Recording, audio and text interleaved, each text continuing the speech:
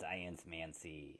Yes, the glutamate story is fascinating because it is something in your food that makes it taste good. It's an MSG. It stimulates what's called the umami receptors, which are the last discovered taste receptor that we know we have, and makes a lot of Asian foods taste good, like kimchi.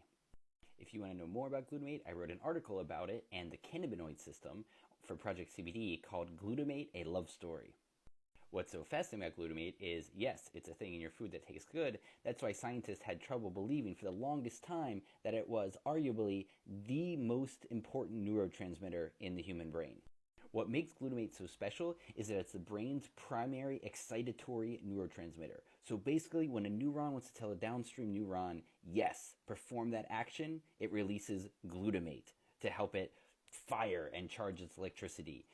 The opposite thing it uses is GABA. So these two aren't the sexy ones you hear about all the time in the news, like serotonin and dopamine and endorphins, blah, blah, blah. But glutamate and GABA are the baseline neurotransmitters that our brains are using to ramp up processing or ramp it down.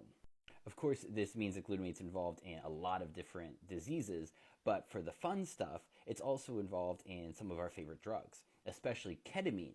It seems to be the reason ketamine causes the effects it causes is because it lowers your glutamate levels. Basically, if anyone who's done ketamine knows, you feel your brain kind of go whoosh when you take a mild amount. And when you take a larger amount, down even more. And when you take a giant amount, woof, that brain goes down to nothing, and you're just a little speck of you back down here is all that's around.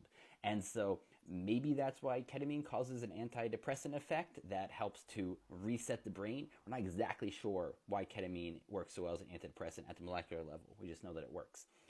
The other fun drug that uses it, though it's not fun but important, is ibogaine.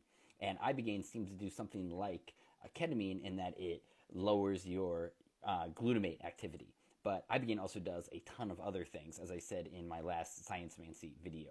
But that's what makes glutamate so fascinating. And that's why we made it an electric eel in that illustration that you saw, is that it is the brain's basic yes, electricity, excitation, let's go for it. So it's really important for how the brain works.